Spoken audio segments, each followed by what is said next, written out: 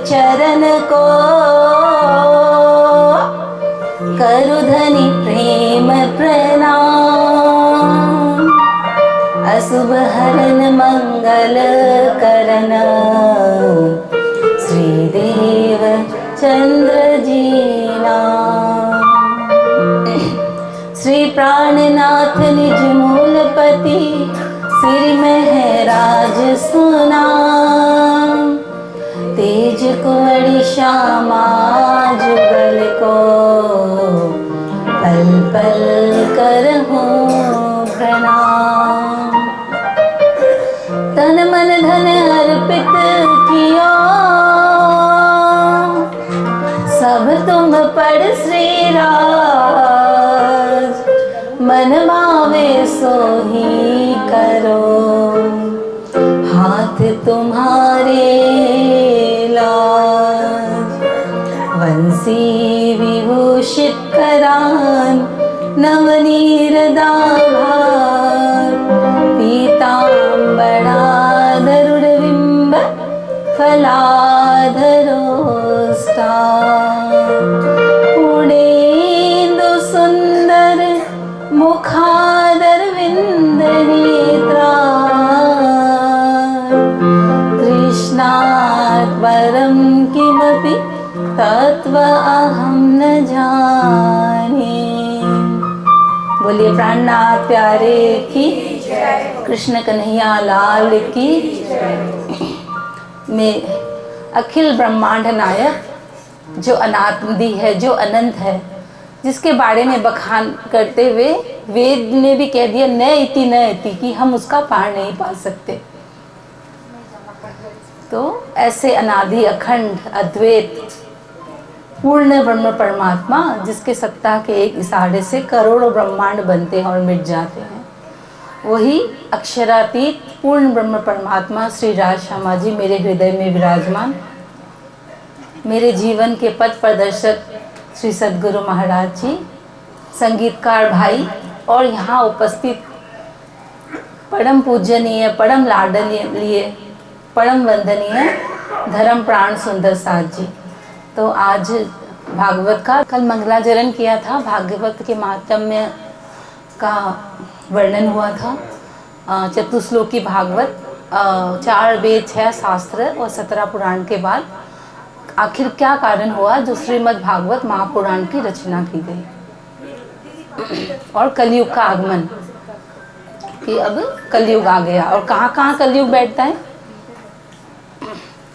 ये बताएगा। कलयुग कहाँ कहाँ बैठता है, किसको याद है?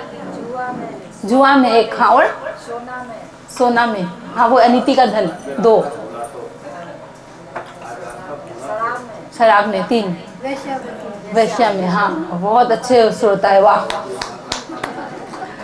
तो इसका क्या मतलब हुआ कि कलयुग में रहता हुआ जो जुआ नहीं खेलता, जो शराब नहीं पीता, जो पर स्त्री गमन नहीं करता, मतलब वाइस वर्सा, स्त्री के लिए पुरुष और पुरुष के लिए स्त्री, और जो शराब नहीं पीता, मतलब इसके अंदर वो भी आ गया, मांसाहार भी आ गया, शराब के अंदर ही सब आ गया, ठीक है। और कोई भी तरह का नशा नहीं करता, पुड़िया उड़िया ये सब जो भी है, गुटखा जो है, तो वो क्या है, कलयुग में रहते हुए भी उसके हृदय में सतयुग है। तो कलयुग सतयुग और कुछ नहीं, वो हमारे अंदर में जो भावना है वही है कलयुग या सतयुग। तो अब जब अध्यात्म में जब हम आगे बढ़ते हैं ना, तो अब हमारे अंदर से तो कलयुग जाना चाहिए ना फिर। तो अगर हम अपना स्पिरिचुअल ग्रोथ चाहते हैं, अगर हम चाहते हैं कि हमारे जीवन में सुख हो, शांति हो, आनंद हो, भक्ति हो ना, प्रेम हो, भाव हो, तो ये सब का त्याग करना जरूरी है। शराब का अब देख ले अपने अपने मन में कि कोई भी है क्या ये सब हमारे अंदर आदत, शराब पीना, मांसाहार करना, कोई भी तरह का नशा करना, 1 नंबर पॉइंट। दूसरा, किसी भी पर पुरुष में या पुरुष की स्त्री में गलत नज़र है क्या, 2। तीसरा वही जुआ, और चौथा अनीति का धन। तो अगर ये 4 अगर है हमारे जीवन में कैसे भी करके, तो हमारा स्पिरिचुअल ग्रोथ नहीं हो सकता, हमारे जीवन में अशांति, दुख, पीड़ा, कला कुछ ना कुछ बना ही रहेगा। तो इन सब से छुटकारा जरूरी है। जैसे कि एक उदाहरण से समझाती हूँ। क्या हुआ था, एक ब्राह्मण ने एक अपराध कर दिया था, तो राजा ने बहुत विचित्र तरह का दंड दिया उसको कि ब्राह्मण है तो उसको तो कैद भी नहीं कर सकता या कुछ दंड नहीं दे सकता। तो उसको क्या किया उन्होंने, एक कमरे में बंद कर दिया। एक तरफ एक शराब की बोतल रखी, एक तरफ खाने के लिए मांस रखा, एक तरफ एक सुंदर स्त्री को रखा और एक तरफ एक चक्कू को रखा। कहा कि इन चारों में से कुछ करना पड़ेगा, या तो शराब पीना होगा, या फिर मांसाहार करना पड़ेगा, या स्त्री के साथ व्यभिचार करना पड़ेगा, या फिर आत्महत्या करना पड़ेगा। तो अब ब्राह्मण थे, थोड़े बहुत ज्ञानी भी थे। अब सोचा कि नहीं, ये तो ठीक नहीं है आत्महत्या करना, तो फिर तो शरीर नहीं मिलेगा, ये तो बहुत मुश्किल से, कल ही हमने सुना था ना कि इसका अनादर कर दिया तो प्रेत की योनि मिलती है। तो बोले ये तो ठीक नहीं है। तो फिर देखा कि ये मांस मछली कैसे खाऊं मैं, ये भी नहीं, ये तो ठीक नहीं है। क्योंकि ये तो देखो, हम लोग अगर किसी के घर में भी चले जाते हैं, किसी का देहागमन हो गया हो, देहांत हो गया हो, तो जा कर के नहाते हैं, लेकिन इसको मुर्दा घर बना के रखा है। जो खाते हैं उसके लिए बोला है कि मतलब कैसे लोग होते हैं कि इस पेट को मुर्दा घर बना के रखा है, तो वो भी ठीक नहीं है। फिर बोले ना ना, ये तो मेरी मतलब बेटी की जैसी की है ये जो है कन्या, तो ये भी ठीक नहीं है। तो उनको ना सबसे ठीक चौथा ऑप्शन लगा, शराब पीना। इसमें तो कोई बात नहीं है, चलो शराब पी लो। तो क्या किया उन्होंने, उनको लगा सबसे इजी ऑप्शन क्या लगा उनको कि शराब पीना। तो एक बोतल पड़ी थी, फटाफट पी लिया। अब क्या होता है, शराब पीने से भूख भड़क जाती है, तो फिर मांसाहार कर लिया। फिर वो किया तो क्या हो गया, तमोगुण रजोगुण जागृत हो गया, तो वे विचार कर लिया। फिर तीनों कर लिया, तो फिर क्या हुआ, आत्मग्लानि हो गई, तो अपने आप को चक्कू मार करके मर गए। तो इतना मतलब वो घातक होता है शराब पीना। तो इससे बचे। आजकल तो देखो हम स्त्रियाँ भी क्या बोलते हैं, फैशन है ये ना, तो जो भी बोलता है जैसे भी बोलता है, लेकिन अगर हमें अपने जीवन में देखो कल्याण चाहिए तो इससे बचना है हमें। तो इस तरह से कलयुग का आगमन हो जाता है। अब क्या होता है, जो परीक्षित, तो एक बार एक दिन क्या होता है, वो शिकार करने चले जाते हैं जंगल में। तो जाते जाते ना बहुत आगे निकल जाते हैं, और उनके जितने भी साथी गण थे वो पीछे छूट जाते हैं। तो अब क्या होता है, वो पीछे छूट जाते हैं, बहुत देर हो जाती है, तो उनको ना बहुत प्यास और भूख सताती है। तो अब सामने एक ऋषि का आश्रम था, और बाहर में वो ना समाधिस्थ बैठे थे। तो बार बार कई बार, वो श्रमिक ऋषि का आश्रम था, तो कई बार ऋषि को कहा कि मतलब पानी चाहिए, मैं प्यासा हूँ करके, लेकिन वो तो ध्यान में थे, तो उनको कुछ पता ही नहीं चला। तो उनको पता नहीं चला, तो अत्यंत मतलब व्याकुल और वो तो क्रोधवश उन्होंने क्या किया, एक मरा हुआ सांप जो है उनके गले में डाल दिया। तो अब इधर में क्या हुआ, कुछ ऋषि बालक थे, उन्होंने देखा कि इस तरह से श्रमिक ऋषि के गले में सांप है। तो जा करके उनके जो पुत्र थे, उनका नाम था श्रृंगी, वो कौसुकी नदी में स्नान कर रहे थे। तो जा करके बताया सारी बात। तो उन्होंने क्या किया, आओ देखा ना ताओ देखा, वो कौसुकी नदी का जो जल है ना, उसको उठा करके कहा, इति लंघित मर्यादम सप्तमे तक्षक हरि, कि ये जो अपराध किया है, जिसने भी किया है ना, उसकी 7वें दिन तक्षक के काटने से मृत्यु हो जाएगी। तो अब सारी बात श्रमिक ऋषि को पता चली। तो उसने अपने पुत्र को बुलाया और बहुत डांटा, बोला बहुत गलत किया तुमने। वो तो परीक्षित थे, राजा परीक्षित थे, जो बहुत ही प्रजापालक संत सेवक थे। तो उसके राज्य में तो हम सब बहुत सुखी भजन करते थे। अब पता नहीं कैसा राजा आएगा, कैसा क्या राज्य चलेगा, तुमने बहुत गलत किया। जैसे कि एक होता है धन की गर्मी, कि ज़्यादा धन आ जाता है तो क्या होता है, बस लगता है मैं ही हूँ सब कुछ। उससे ऊपर क्या होता है, पद की गर्मी, कि कोई बड़े पद में आ जाता है तो उसको लगता है। उससे भी ज़्यादा कहते हैं कि जो तप की गर्मी होती है उसको और ज़्यादा पचाना मुश्किल है। तो वही बोलते हैं, तुमको तप की मतलब ये गर्मी मतलब सहन नहीं हुई, तुमने कुछ सोचा ही नहीं, विचारा नहीं, ऐसे श्राप दे दिया। तो कम से कम जा कर के उसके बता कर तो आओ परीक्षित को कि 7 दिन में उसकी मृत्यु होने वाली है। अब इधर जब परीक्षित लौट के आए महल में, तो उनको बहुत बुरा लगा कि अरे ये मेरे से क्या हो गया, मेरे बड़े बूढ़े तो संतों के शीश पर अपना चरण रखते थे, बड़े सेवक सेवा करते थे संतों की, तो ये आज मेरे से गलती कैसे हो गई। तो इधर में फिर ऋषि बालक आए और कहा कि राजन अब जीने की नहीं मृत्यु की तैयारी करो, क्योंकि श्रृंगी ऋषि के श्राप से आपको 7वें दिन तक्षक काटने से आपकी मृत्यु हो जाएगी। तो भागवत में ये वर्णन आता है कि परीक्षित जी रोए नहीं। अगर हमारे साथ ऐसा होता तो हम लोग क्या करते, सोचो उस समय, अरे 7 ही दिन है, अपना पोता पोती सबको बुला लो, जितने भी रिश्तेदार है, बेटा बहू दामाद जो भी है, आसपास पड़ोस में फॉरेन में जहाँ पर भी सबको बुला लो, नहीं सबसे एक बार मिल तो ले मरने के पहले, नहीं ऐसे तो करते थे हम अगर करना हो। लेकिन परीक्षित ने क्या किया, उसी समय उनके जो पुत्र थे जन्मेजय, सबसे बड़ा पुत्र जो था, 4 पुत्र थे, तो उसका राज्य तिलक किया और वो सब कुछ छोड़ छाड़ कर चले गए। श्री कृष्ण कथा रस पीने को हम राजपाट सब छोड़ चले। श्री कृष्ण कथा रस पीने को हम राजपाट सब छोड़ चले। जन्म जय अब तुम मत रोना, रानियों ना तुम धीरज खोना। अपनी मस्ती में जीने को हम राजपाट सब छोड़ चले। अपनी मस्ती में जीने को हम राजपाट सब छोड़ चले। श्री कृष्ण कथा रस पीने को हम राजपाट सब छोड़ चले।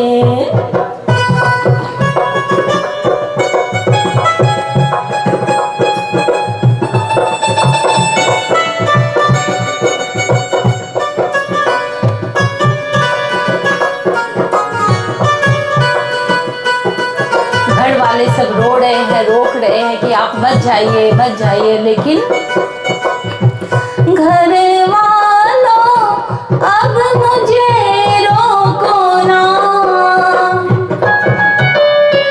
घर वालों अब मुझे रोको ना। तुम खरी भजन में टोको ना। हम दर्द छुपाए सीने में सब राजपाट को छोड़ चले। श्री कृष्ण कथा रस पीने को हम राजपाट सब छोड़ चले। श्री कृष्ण कथा रस पीने को हम राजपाट सब छोड़ चले, सब छोड़ चले। बोले कृष्ण कन्हैया लाल की जय। तो ये कौन है, ये जीव ही ये परीक्षित है, जिसको 7 दिन है, 8 दिन है क्या हमारे जीवन में, 7 ही तो वार होते हैं ना। तो इन 7 वार में से कोई ना कोई एक दिन तो हमारी मृत्यु होनी है। परीक्षित को तो फिर भी पता है कि 7वें दिन, लेकिन हमको तो वो भी नहीं पता। उनके पास तो कम से कम 7 दिन तो है ना। तो और क्या कहा कि तक्षक जो नाग है उसके डसने से उनकी मृत्यु हो जाएगी।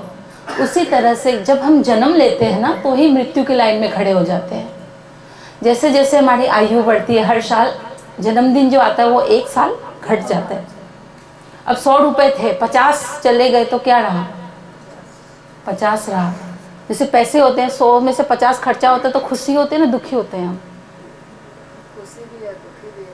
खुशी कैसे, खुशी 50 रुपया का सामान लाए और दुखी इसी वक्त 50 खर्चा हो गया। नहीं नहीं, सुखी इसलिए होंगे क्योंकि देखो, अगर 100 रुपया है, 50 खर्चा हो गया ना, तो अगर उसमें से कोई काम का सामान लिया, ठीक है, कोई काम का सामान जो आपके फ्यूचर में काम आए ना, इन्वेस्टमेंट समझ लो, अपने कुछ गोल्ड खरीदा, कुछ ऐसा जो फ्यूचर इन्वेस्टमेंट हो ना आपका, तो ठीक है। लेकिन ऐसे ही कचरा पचरा ले आए तो दुखी होंगे ना फिर, कि हाँ गलत सामान खरीद लिया, ये कोई बेकार कूड़ा करकट खरीद लिया, क्या किया, ज़्यादा तो पैसे नहीं थे, 100 ही थे ना, 50 तो खर्चा कर दिया ऐसे अगड़म बगड़म में।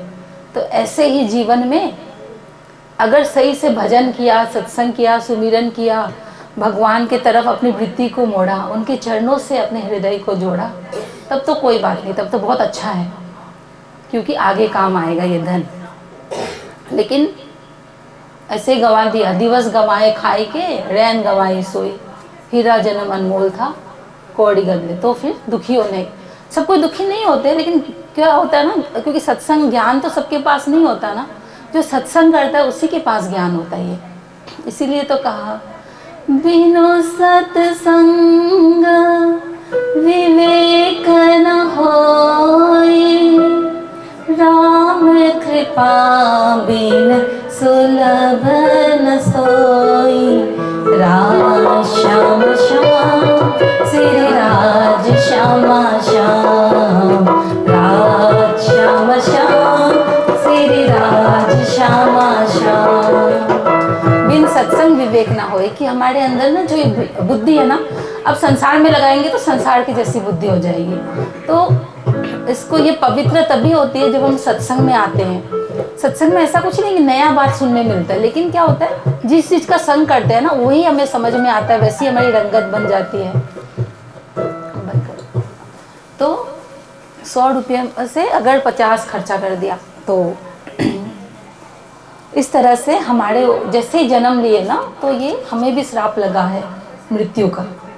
कल कहा था ना, झूठे सुख को सुख कहे, मानक है मनमोद, जगत चबे ना काल का, कुछ मुख में कुछ गोद। जैसे कि व्यक्ति चना खा रहा है तो कुछ गोद में होते हैं, कुछ मुख में। तो आज ना कल तो अभी गोद में हैं हम उनके, काल के गोद में, लेकिन कल तो उनके मुख में आ जाएंगे।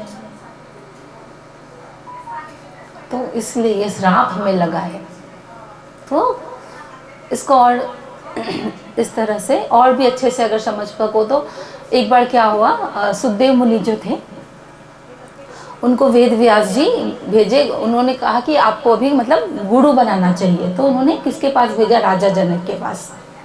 तो जब राजा जनक के पास भेजा, देखा महल है, सब कुछ है, एकदम ऐश्वर्य है, सोने का सिंहासन है, सब कुछ वैभवशाली, सब कुछ। तो उससे लगा वो पिताजी ने तो गलत, हृदय की जो अवस्था थी वो 8 वर्ष की थी। तो उस समय सारे जो थे ऋषि मुनि योगी जितने भी थे, उनके स्वागत में खड़े हो जाते हैं। क्यों? क्योंकि देह को सम्मान मतलब नहीं है, किसको सम्मान है, ज्ञान को। तो इसीलिए सब उनके सम्मान में खड़े हो जाते हैं।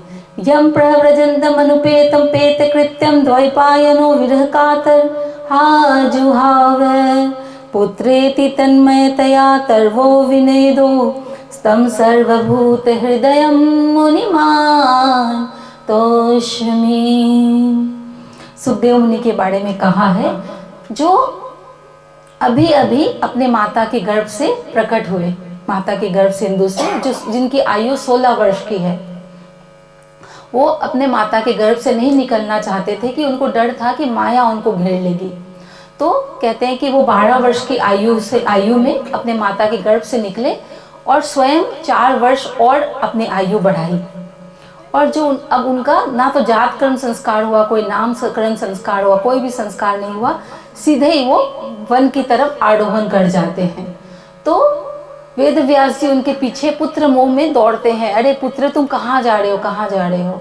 लेकिन जब वो वन की तरफ जाते हैं तो जो जिसको वो स्पर्श कर देते हैं ना, जिन वृक्षों को, तो वो भी चेतन हो जाते हैं।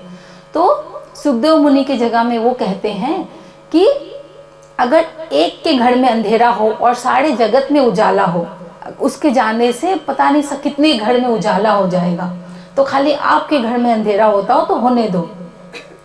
तो जब वो जाते हैं पीछे पीछे, सुखदेव मुनि के पीछे। तो क्या होता है ना, स्त्री में तालाब, कुछ स्त्रियां नहा रही थी तालाब में। तो जैसे ही उन्होंने वेद व्यास जी को देखा तो उन्होंने अपना तन को ढक लिया कपड़े से। तो उन्होंने पूछा कि अभी अभी मेरा 16 वर्ष का सुकुमार बालक वो जा रहा था, तो आपने कुछ भी पर्दा नहीं किया, लेकिन मैं तो वृद्ध हूँ, तो मेरे से क्यों पर्दा किया? तो उन्होंने कहा कि आप तो हंस हो। हंस क्या करता है, जैसे आधा पानी है आधा दूध है, तो हंस क्या करेगा, अलग कर देगा, उसको पता है ये पानी है ये दूध है। लेकिन आपका जो बेटा है ना वो परम हंस है, उसके नज़र में कोई स्त्री पुरुष कुछ भी नहीं है बालक, उसके नज़र में तो पूरा जगत ब्रह्ममयी है। तो इसीलिए तो ऐसे सर्वभूत हृदय को हम नमस्कार करते हैं। अब आए और सीधा ही उसी आसन में बैठ गए जिस आसन को परीक्षित जी ने लगाया था। और जैसे ही वो आसन में बैठे तो परीक्षित जी ने पूछा, अथ पृच्छामि संसिद्धिं योगिनां परमं गुरुं पुरुषस्य यत् कार्यं म्रियमाणस्य सर्वथा। क्या कहा, अथ पृच्छामि संसिद्धिं योगिनां परमं गुरु। हे परम सिद्ध, हे गुरुओं के भी परम गुरु, जो 7 दिन में जिसकी मृत्यु होने वाली है उसको क्या करना चाहिए? तो सुखदेव मुनि ने कहा कि अरे अभी अभी आया हूँ आसन में, पानी को पूछा नहीं, बस सीधे ही प्रश्न कर दिया। तो वो कहते हैं परीक्षित की गुरुदेव आपको ना प्रश्न रूपी डोरी में बांध दिया है, क्योंकि मैंने आपको सुना है आपके लिए कि आप उतनी देर ही ठहरते हो जितनी देर कोई गैया को दुही जाती है। गैया आपकी मौज आई आप यहाँ बैठ गए, आपकी मौज आई आप यहाँ से चले गए, आपको कौन रोक सकता है? इसीलिए आपको प्रश्न रूपी डोरी से बांध दिया है मैंने। अब इस प्रश्न का समाधान किए बिना आप यहाँ से मत जाइएगा। तो सुखदेव मुनि कहते हैं अरे मैं तो कहीं भी नहीं जाने वाला, जब तक मैं तुम्हारा समाधान नहीं कर देता मैं कहीं भी नहीं जाऊंगा। 7 दिन यहाँ बैठ करके तुम्हें भागवत श्रवण कराऊंगा। तो सुखदेव जो परीक्षित थे वो उनको पूजन करते हैं, उनकी प्रदक्षिणा करते हैं। इसी के साथ में हम सब भी अपने सद्गुरु को हृदय में ध्यान करके उनकी मानसिक पूजा करते हैं। चरण कमल तेरे धोए धोए पीवा मेरे, सतगुरु दीन दयाला हो। चरण कमल तेरे धोए धोए पीवा मेरे, सतगुरु दीन दयाला। सुमिर सुमिर सुमिर नाम जीवा, तन मन होए निहाला। सुमिर सुमिर सुमिर नाम जीवा, तन मन होए निहाला। तन मन होए निहाला। ओ चरण कमल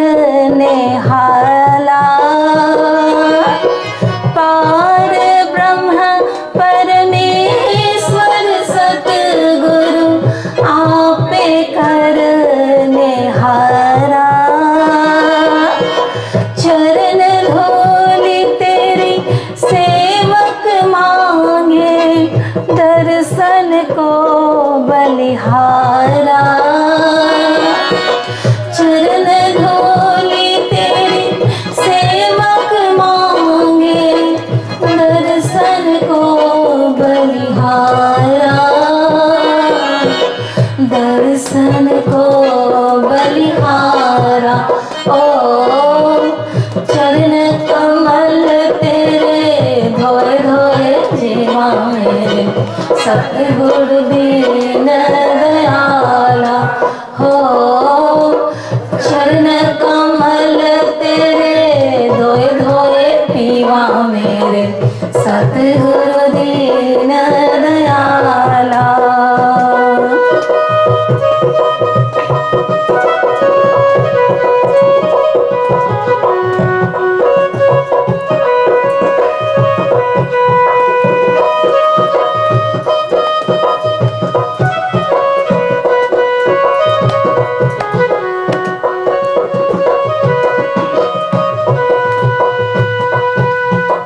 मेरे राम राय, मेरे राम राय, जो राखे त्यों रहिए। मेरे राम राय, मेरे राम राय, जो राखे त्यों रहिए। दूध पावे ता नाम जपावे, सुख तेरा देता लहिए। दूध पावे ता नाम जपावे, सुख तेरा देता लहिए। सुख तेरा देता लहिए। ओ चरण कमल तेरे धोए धोए पीवा मेरे, सतगुरु दीन दयाला। हाँ चरण कमल तेरे धोए धोए पीवा मेरे, सतगुरु दीन दयाला। सुमिर सुमिर सुमिर नाम जीवा, तन मन होए निहाला। सुमिर जीवा, तन मन होए निहाला। तन मन होए निहाला। चरण कमल तेरे धोए धोए पीवा मेरे, सतगुरु दीन दयाला। सतगुरु दीन दयाला। बोले सतगुरु महाराज की जय। सतगुरु किसे कहते हैं? गुरु मतलब होता है, गु का मतलब होता है अंधकार, रु का मतलब होता है प्रकाश। जो अंधकार से प्रकाश की ओर ले आए उसे गुरु कहते हैं। तो सदगुरु कौन होते हैं? प्राणनाथ जी कहते हैं, सदगुरु साधो वाको कहिए, जो अलख की देवे लख, इन उल्टे से उल्टाए के पिया प्रेमे खड़े सन्मुख।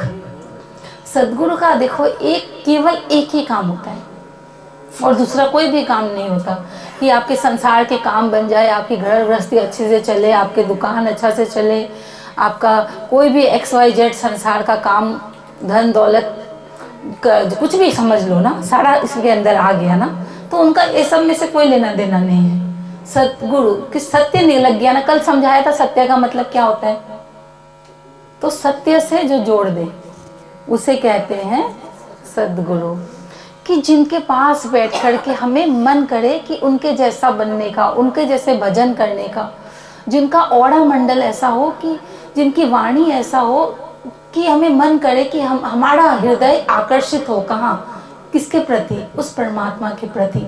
कि हमारा भी मन करे कि हम भी ऐसा प्रेम पाए, हमारा भी जीवन ऐसा सुखी हो, ऐसा आनंदमय हो, ऐसा शांतिमय हो, ऐसा मीठा हो हमारा जीवन, जिसके इनके चरणों में बैठ करके हमें उस पूर्ण ब्रह्म परमात्मा, उस पुरुषोत्तम, उस नंदनंदन की याद आ जाए, जिसके लिए हमारी जो आत्मा है जन्म जन्म से प्यासी है। तो जो उसकी तरफ मोड़े, जो उस मतलब उसमें लगाए हमें, उस तरफ, उस दिशा में हमें प्रेरित करे। संसार की तरफ प्रेरित करने वाले तो बहुत मिल जाएंगे, लेकिन सत्य की तरफ जो हमें मोड़ दे, इन उल्टे से उल्टाएंगे, मतलब संसार से उल्टा करके हमें सत्य की तरफ मोड़ दे। तो ये एक दिन का प्रोसेस नहीं है, इसमें बहुत मेहनत लगता है। क्योंकि क्योंकि क्या होता है, ये तो कलयुग का प्रवाह है, संसार का प्रवाह है, तो इसीलिए सत्संग का जो ज्योति है वो निरंतर हृदय में जलाए रखना चाहिए। सत्संग से हमेशा जुड़ा रहना चाहिए।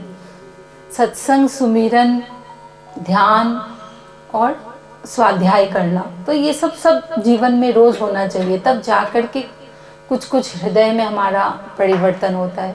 सत्संग रोज सुनना चाहिए, तब जाकर के हमारे हृदय की सफाई होती है। जैसे कि हम लोग रोज नहाते तो है ना, ऊपर से नहाते हैं, लेकिन अंदर का मन का सफाई नहीं होता। जैसे सत्संग भी सुनते हैं, अगर उसका मंथन नहीं किया तो कोई फायदा नहीं, वो आई गई बात हो जाती है। जैसे होता है ना, बच्चा भी तो स्कूल में आकर पढ़ता है, तो घर में फिर उसको याद करता तो ही तो उसके दिमाग में रहता है ना, तो ही तो फिर अप्लाई कर नहीं सकता है कोई भी चीज़ को, कोई भी फॉर्मूला को। तो इसी तरह से अगर सत्संग को भी सुना, बस बात आई गई हो जाएगी। अगर उसका मंथन नहीं किया, उसका चिंतन नहीं किया, या फिर कोई नोट्स नहीं बनाया किसी भी तरह से, मतलब क्योंकि ये प्रवाह है ना, माया का प्रवाह ही ऐसे है, आदमी बहा जा, मतलब उस तरफ बहुत आसान है उधर बहना, और इस तरफ सत्संग में लगना, भगवत प्राप्ति में लगना, इस तरफ बहुत मुश्किल है किसी का लगना। तो अगर हम चाहते हैं लगना, तो हमें निरंतर प्रयासरत होना पड़ेगा। ऐसे जैसे कि कोई बीज डालते हैं ना जमीन पर, तो क्या करना पड़ता है, दो होता है ना काम। एक क्या होता है, उसका निरंतर उसका सिंचन होना चाहिए ना पानी से, और दूसरा उस पर बाड़ लगाई जाती है कि कोई पशु पक्षी उसको खा ना जाए।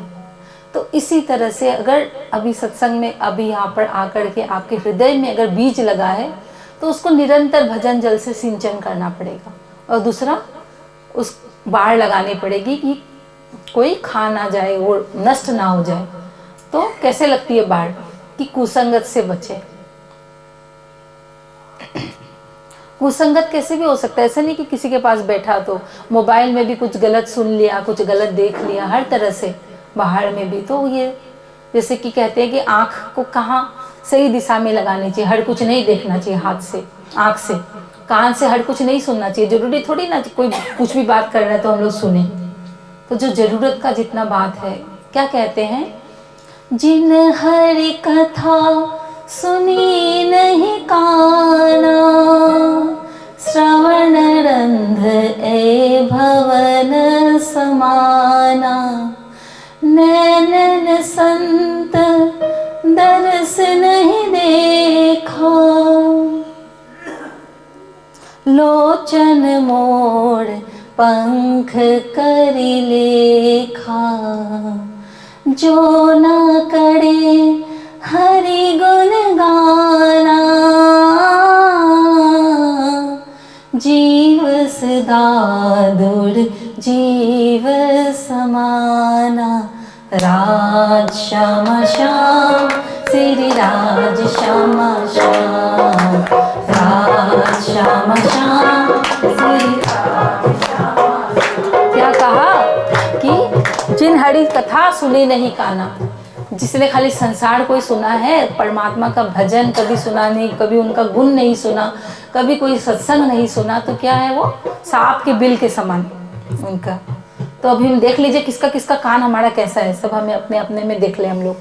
फिर क्या कहा, जैसे नेत्र होते हैं ना, अगर किसी संत का दर्शन नहीं किया, अगर किसी सदगुरु का दर्शन नहीं किया, तो जैसे कि मोर पाँख में डिज़ाइन होती है ना, आँख में आँख की डिज़ाइन होती है, बहुत सुंदर होती है, तो वैसे ही आँख है। और क्या कहा कि जिस वाणी से प्रभु का गुणगान नहीं होता, तो वो क्या है, जैसे कि मेंढक होता है, टर टर टर टर, कोई मतलब होता है उसका। तो ऐसे हमारी जीवा है, अगर वो प्रभु नाम का गायन नहीं करती, उनका कीर्तन नहीं करती, उनके यश को नहीं गाती, तो ऐसा। तो सद्गुरु का खाली एक ही काम है कि हमें माया से छुड़ा करके मायापति से जोड़ दे, बस, और दूसरा कोई भी काम नहीं है। तो इस तरह से अब परीक्षित, तो अब सुखदेव मुनि कहते हैं कि वड़िया नेस ते प्रश्न कृतो लोक हितम निप, कि हे परीक्षित, ये आपका जो प्रश्न है ये अति उत्तम है। क्यों? कोई किसी से ये पूछता है तुम्हारा धनमाल कितना है, कोई किसी से ये पूछता है तुम्हारा परिवार कितना है, कोई किसी से ये पूछता है तुम्हारा व्यापार कितना है, लेकिन कोई किसी से ये नहीं पूछता कि तुम्हारे प्रभु चरणों में प्यार कितना है, ये कोई नहीं पूछता। तो बोले तुम्हारे प्रश्न अति उत्तम है और संत जन इसका आदर करते हैं, लेकिन ये तुम्हारा नहीं सबका प्रश्न है, क्योंकि 7वें दिन सबकी मृत्यु होने वाली है। तो क्या कहा, तस्मात् सर्वात्मा भगवान ईश्वरो हरि, श्रोतव्य कीर्तितव्यश्च स्मरतव्यश्च इच्छता भयम। क्या कहा, जिसको क्या करना चाहिए उसको, तस्मात् भारत सर्वात्मा भगवान ईश्वरो हरि, श्रोतव्य, पहले कहा कि सुनना चाहिए उस हरि के गुणों को, जो किसको कहते हैं हरि, जो शरण आएगे सारे पापों को, सारे कर्म जाल को मिटा करके भस्म कर दे, तो उसको सुने। और नवधा भक्ति में भी सबसे पहली भक्ति है श्रवण भक्ति। श्रवणम कीर्तनम विष्णु स्मरणम पाद सेवनम अर्चनम वंदनम दास्यम सांख्यम आत्मनिवेदनम। रामायण में भी पहली भक्ति कहा है, पहली भक्ति संतन कड़ी संगा, दूजी भक्ति कथा मम रति प्रसंगा, कि संतों का संग करके उनके द्वारा सत्संग सुने। तो सबसे पहली भक्ति है सुनने से। देखो संसार में कैसा प्यार होता है, देखने से ना, लेकिन यहाँ देखने से नहीं, पहले सुनने से होता है प्यार। जैसे कि रुक्मणी जी को प्यार हो गया था, है ना, श्याम सुंदर से, तो कैसे हुआ, नारद मुनि ने उनके गुणों को सुनाया। मीरा को प्यार हो गया था गिरधर से, कैसे, उनके दादाजी ने उनके खूब गुणों को गाया सुनाया, तो मीरा को प्यार हो गया। तो इस रास्ते में तो पहले सुन करके प्यार होता है। तो पहले कहा श्रोतव्य, फिर कहा कीर्तितव्यश्च, पहले कृष्ण को ही सुने, कृष्ण को ही गाए, उन्हीं का कीर्तन करे। फिर आगे क्या कहा, स्मरतव्यश्च इच्छता भयम, मन का सहयोग लेके, मतलब माला तो कड़ में फिरे, जीव फिरे मुख माही, मनवा तो चहुदिस फिरे, ये तो सुमिरन नाही। कि कीर्तन कर रहे हैं, भजन कर रहे हैं, लेकिन मन कहाँ कहाँ जा रहा है। तो ऐसा तो नहीं कह सकते कि कोई लाभ नहीं होगा, लेकिन जैसे कि अगर 100 मील का रास्ता है तो 1000 मील का हो जाएगा वो रास्ता, 1000-10,000 मील का। क्योंकि तुलसीदास जी ने कहा, भाई को भाई अलग आल से हो, नाम जपत मंगल दिसी दसो, कि कैसे भी करके नाम लो तो मंगल होता है, लेकिन फिर भी अगर मन से लिया जाए तो उसकी बात अलग होती है। हाँ, लेकिन जो शुरुआत की स्थिति होती है साधक की, तो वो वैसा ही होता है कि मन नहीं लगता, क्योंकि मन को क्या है, हमेशा विषय भोग संसार में ही रहने की आदत है ना। तो मन ईमानदार होता है, वो जहाँ लगा हुआ होता है वहीं लगा। आन मिलो प्रियतम, आन मिलो प्रियतम, मेरे मन में प्यार भरा, आन मिलो प्रियतम, मेरे मन में प्यार भरा, कर दो दूर प्रभु, मेरे मन में अंधेरा है, कर दो दूर प्रभु, मेरे मन में अंधेरा है, जब से तेरी लगन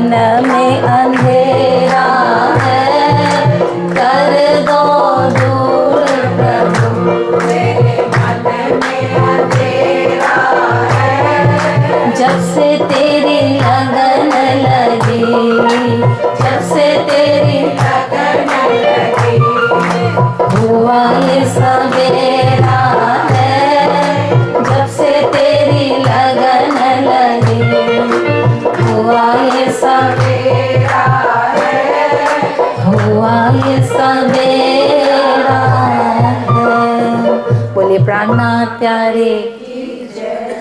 अब सुखदेव मुनि राजा परीक्षित को अमर कथा सुनाते हैं। अमर कथा, एक बार क्या हुआ, कैलाश में शिव जी जो थे वो अपने ध्यान में थे और जो पार्वती मैया उनकी सेवा में थी। तो नारद मुनि आते हैं और पूछते हैं कि तो कह दिया कि स्वामी तो अभी ध्यान में है। तो कहा कि अच्छा वो ध्यान किसका करते हैं, क्या आपको पता है? तो बोले ना, आज तक तो मैंने पूछा नहीं, पूछ के बताऊंगी। बोले ठीक है, और साथ में ये भी पूछना वो जो नर मुंड पहनते हैं वो किसके हैं, आपने कभी पूछा? तो बोले नहीं, ये भी नहीं पता मुझे। तो बोले ठीक है, मैं पूछ के। तो फिर बाद में जब उनकी समाधि टूटी तो पूछा कि किसका ध्यान करते हो। अब उनको समझ आ गया कि ये प्रश्न तो पार्वती का नहीं है। बोले कोई आया था? बोला हाँ, नारद मुनि आए थे। अच्छा, तो बोले कि किसका ध्यान करते हो? देखो देवी, मैंने सब कुछ छोड़ दिया, धन दौलत, रहना भी छोड़ दिया। देखो कहाँ पहाड़ में रहता हूँ, महल वहल सब कुछ छोड़ के रखा, लेकिन तुम्हें नहीं छोड़ा। तो और किसी का थोड़ी तुम्हारा ध्यान करता हूँ। अच्छा, ये नरमुंड किसके हैं इतने सारे? तो बोले देखो देवी, मैं तुमसे कितना प्यार करता हूँ, कितना। बोले हर जन्म तो जब तुम्हारा तन बदल जाता है तो वो मुंड जो है उसको मैं गले में लटका लेता हूँ। तो बोला वाह, इतना प्यार करते हो? बोले हाँ, देखो इतना प्यार करता हूँ, इतना मुंड लटका के रखा है। तो बहुत खुश हो जाती है। फिर से ध्यान में चले जाते हैं। तो फिर आते हैं। बोले पूछा? बोला हाँ, किसका और किसका करें कि मेरा ध्यान करते हैं। अच्छा नरमुंड? अरे वो तो मेरे हैं, इतने सारे नरमुंड, देखो कितना प्यार करते हैं मुझसे। अच्छा, तो बोले कि आप तो देखो उनकी सेवा में रहते हो, फिर वो आंख बंद करके आपका ध्यान करते हैं। ध्यान तो उसका करते हैं ना जो दूर बैठा हो, आंख बंद करके उसका। आप तो सामने हो, तो आप तो उनके साथ ही हो, तो आंख खोल के आप तो सामने नजदीक हो उनके। दूसरी, इसका मतलब तो उनका तन नहीं बदलता। सृष्टि जब रचना होती है तब उनकी उत्पत्ति होती है, जब लय होता है, प्रलय होता है, महाप्रलय, तब उनका नाश होता है। लेकिन एक ही सृष्टि में मैं बार बार बदलते रहते हो तुम तो तन, इसलिए इतने सारे नरमुंड हो गए तुम्हारे। तो बोले अरे हाँ, ये तो सोचा नहीं।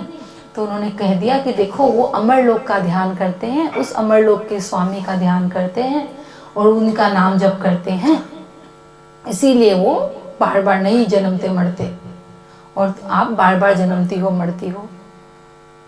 तो अब बाद में जब शिव जी का ध्यान समाधि खुला, बोले बताओ किसका ध्यान करते हो, मुझे भी अजन्मा बनना है आपकी तरह।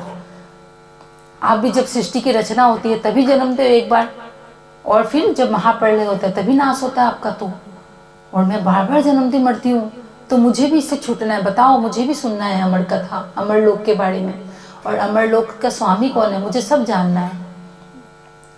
तो वो कहाँ ले करके आए? अमरनाथ की गुफा में, है ना।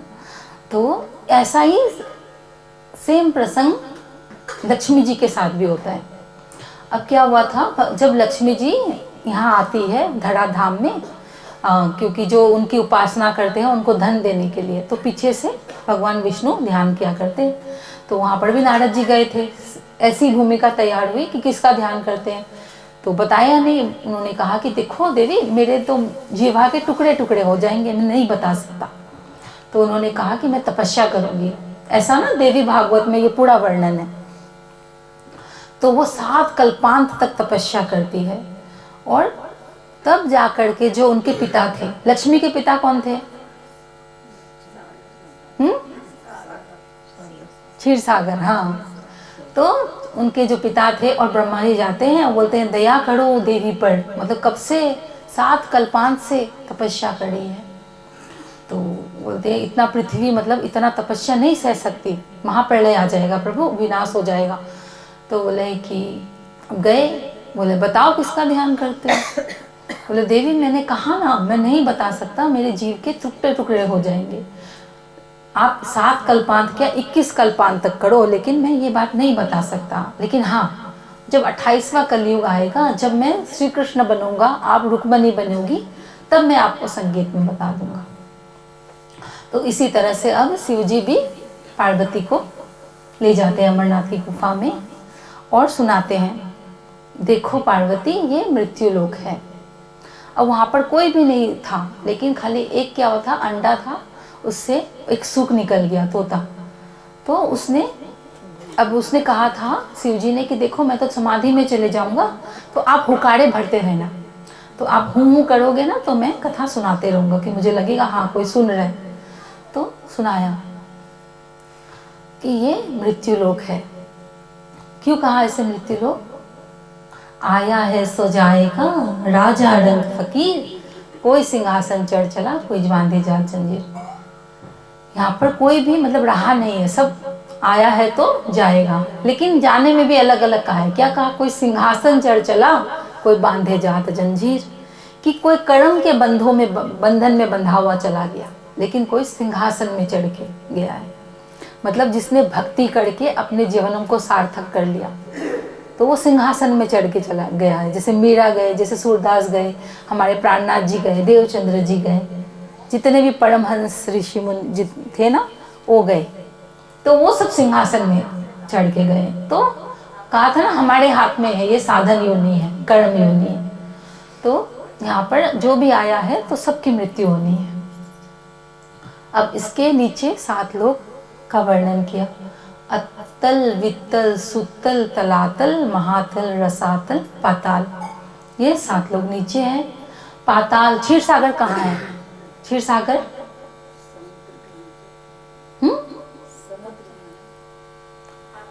कहाँ है? अच्छा, आप लोगों को पता है ये बात? कहाँ है क्षीर सागर? नए लोग बोलेंगे, कहाँ है क्षीर सागर? पाताल में। ठीक है, तो हम लोग ने सुन के बोला था इसलिए बोल रही थी। पाताल में है क्षीर सागर। हाँ, तो और वहाँ पे पाताल में क्षीर सागर है, जहाँ पर शेष साई नारायण रहते हैं। सहस्त्र जो फन है शेष साई के, उनकी जो सैया है उसमें भगवान विष्णु नारायण रहते हैं, और उनकी चरण जो है वो महालक्ष्मी दबाती है। और उसके जो बाएं और नरकों के कुंड है। ठीक है, तो ये है नीचे क्षीर सागर। ठीक है, अतल वितल सुतल तलातल महातल रसातल पाताल, ये 7 लोग नीचे हैं। इसके ऊपर क्या है? पितृलोक। कहते हैं ना 1 साल में एक बार हम श्राद्ध करते हैं, तो क्या मतलब हुआ कि यहाँ का जो 1 साल है वो वहाँ का 1 दिन है। तो 1 दिन में एक बार उनको कपड़ा मिल जाता है, 1 दिन में एक बार उनको भोजन मिल जाता है। लेकिन सोचो, ऐसी जगह हम जाना चाहेंगे जहाँ पर कोई देता है तो मिलता है। मतलब क्या हुआ? वहाँ पर अभाव है ना? ऐसी जगह जाने अच्छा लगेगा हमें जहाँ पर कोई हमें दे तो हमें मिलता है, अच्छा लगेगा? इसके ऊपर क्या है? स्वर्गलोक, जहाँ पर 33 करोड़ देवी देवता रहते हैं, और जिसके जो राजा है वो कौन है? इंद्र। जैसे कि यहाँ पर जो भी, फिर बाद में वो प्रभु के उससे बोला, शिकायत किया कि प्रभु मतलब मैं तो आपका भक्त हूँ, भक्ति करता हूँ, तो आपने उसका क्यों नहीं किया कुछ भी, उस धोबी का? बोले कि मैं क्या करता, तुमने तो खुद ही लड़ाई कर ली ना। अगर तुम कुछ नहीं करते तो मैं कुछ करता, तो तुमने तो खुद ही 2-2 हाथ कर लिए। तो ये संतों के गुण नहीं होते हमारे। अगर मतलब हमें ये नहीं करना, अगर कोई साथ में दुश्मनी भी रखता है हमसे, कोई ईर्ष्या भाव भी रखता है, तो हमें नहीं करना वो। अगर खुद से नहीं होता है तो उनसे बल ले, उनसे ये मांगे कि नहीं, हम मेरे हृदय में विकार नहीं आए, मेरे हृदय में ऐसी कोई भी भावना नहीं आए, हम उसको माफ़ कर दें जो ऐसा कुछ भी करते हैं। तो किसी का अनिष्ट नहीं करते, हम खुद का अनिष्ट करते हैं। तो भूतों को जो भसते हैं वो भूतों को प्राप्त होते हैं, जो मुझे भसते हैं वो मुझे प्राप्त होते हैं। तो अब हमारे हाथ में है कि हम क्या करना चाहते हैं इस जीवन का ना। अब भूत बनना है किसी को तो भूतों की पूजा करो, फिर तांत्रिकों के पास जाओ, कोई बात नहीं है। अगर किसी को देवी देवता बनना है तो उसके पास जाओ, कोई बात नहीं। किसी को पितर बनना है वहाँ जाओ, कोई बात नहीं है। रास्ता देखो, सारा ऑप्शन दिया हुआ है, ऐसा कोई बंधन नहीं है। जिसकी जो चॉइस है ना। और जिसको परमात्मा की प्राप्ति करनी है उसे परमात्मा के चरण मिलते हैं। तो ये सारा जो था वो क्षर ब्रह्मांड था। गीता में भी कहा, बहुत ज़्यादा हो जाएगा कि समझ आ रहा है क्या सबको? ये ना हम लोग सब फिर बाद में सत्संग करेंगे ना ऑनलाइन, उसमें मैं और अच्छे से समझा दूंगी। देखो अब तो साप्ताहिक कथा है तो इसमें तो देखो इस तरह से बहुत विस्तार से नहीं समझाया जा सकता, खाली एक संक्षिप्त में होता है ना, बता सकती हूँ मैं, बहुत अच्छी से नहीं समझा सकती। लेकिन फिर भी आप लोग का कोई संशय हो तो कथा के बाद में पूछ सकते हो। तो ये सब सारा जो नासवान है सब कुछ।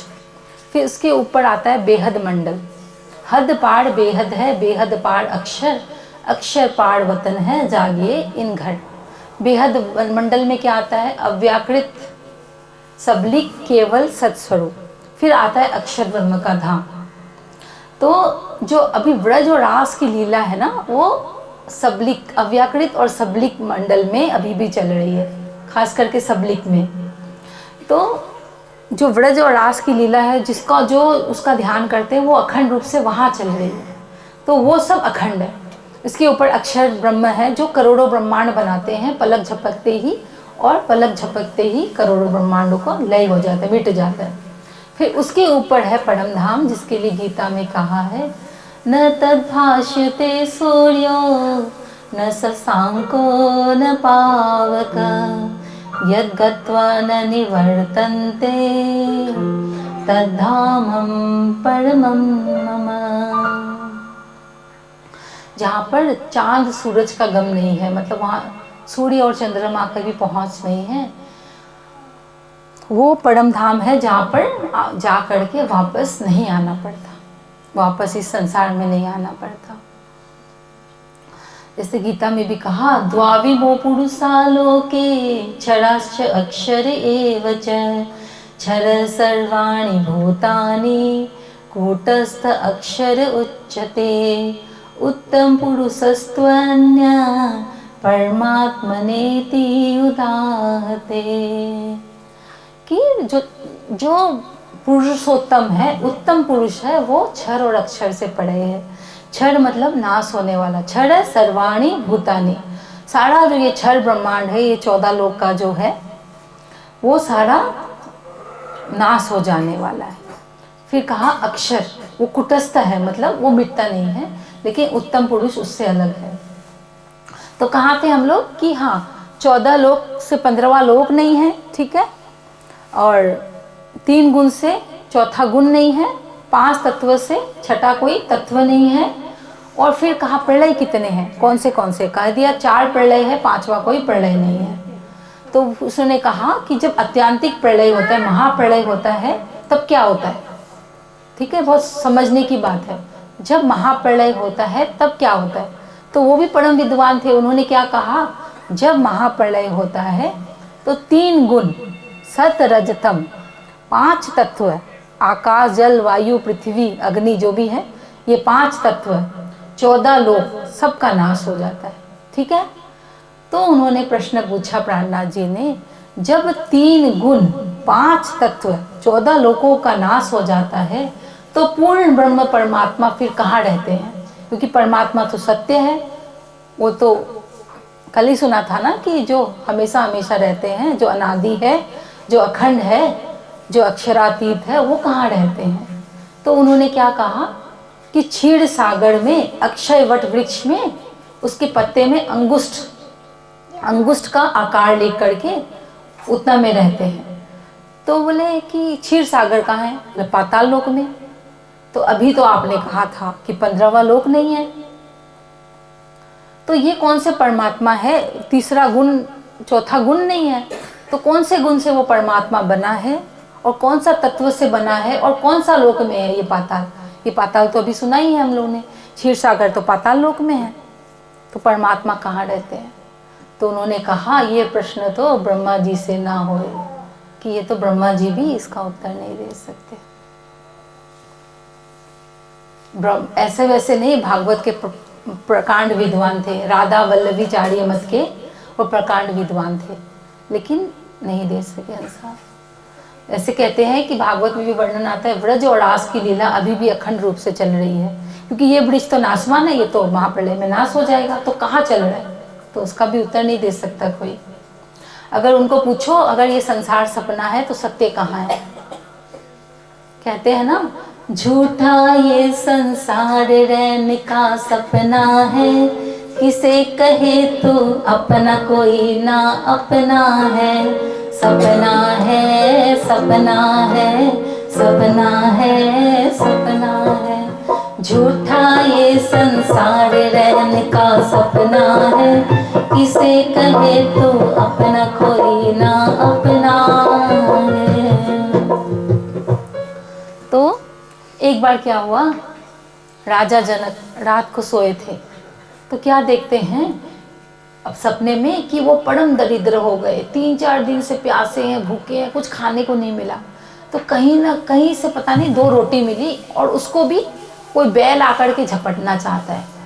तो एकदम दुखी परेशान पसीना से लथपथ, अब आँख खुल जाती है, देखती अरे ये तो सोने का पलंग है, दास दासियाँ हैं, अब चवर ढुला रहे हैं।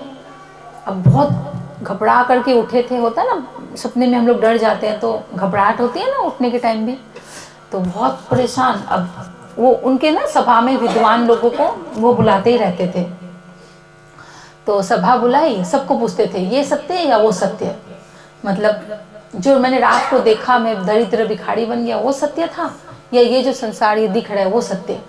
अब कोई नहीं बता सकता, तो सब कैद में चले गए। तो अष्टावक्र थे, उनके पिता भी कैद में थे। जब उनको पता चला तो वो अष्टावक्र मतलब 8 जगह से टेढ़े थे, तो सब जितने भी जब गए वो सभा में सब हंसने लग गए। तो उन्होंने कहा कि मैंने तो सोचा कि ज्ञानियों का विद्वानों का सभा है, लेकिन यहाँ पर तो सब चमाड़ बैठे हैं। तो राजा जनक ने कहा कि आपको ऐसे अपमान नहीं करना चाहिए सबका। तो बोले हाँ, जिसने चमड़े की पहचान करी तो वो तो चमाड़ी होगा ना, मैंने तो सोचा विद्वानों का है ये सभा। तो बोले कि प्रश्न क्या है, बोले कि ये सत्य है या वो सत्य है। तो उन्होंने कहा कि रात को जो देखा ना वो सत्य है, ना इस खुली आंखों से आप जो देख रहे हो वो सत्य है, वो छोटा सपना और ये बड़ा सपना। तो रात में जब हम लोग सपने में चले जाते हैं तो हमें पता चलता है क्या कि हम कहीं बेड में सोए हैं, चलता है? किसको किसको पता चलता है सपना में बेड में सोए? नहीं चलता है ना। तो इसी तरह से अभी भी हम लोग सपना में हैं, तो सपना ये है तो सत्य कहीं ना कहीं तो होगा।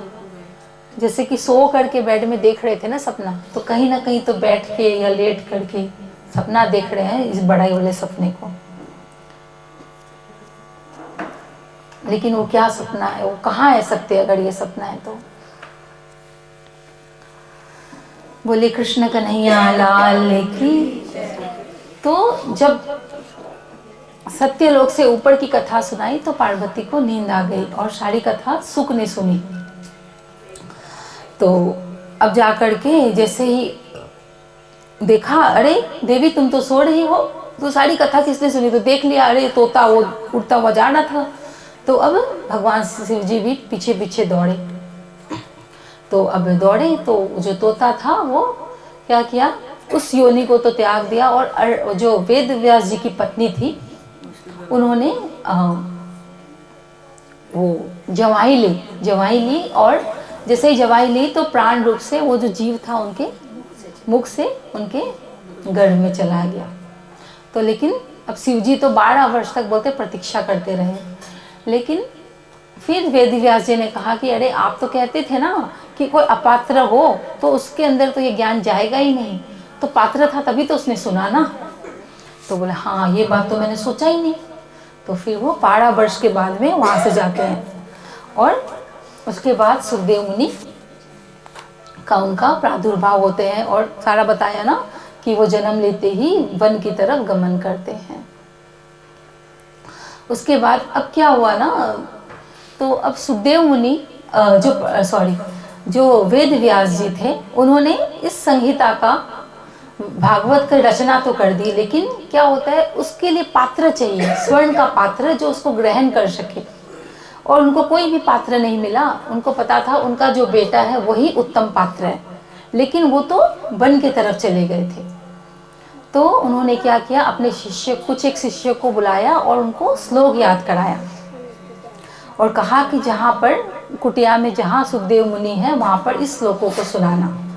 अब गए और सुनाया श्लोक। 10वें स्कंद का जो युगल गीत है उसका प्रथम श्लोक सुनाया। क्या सुनाया?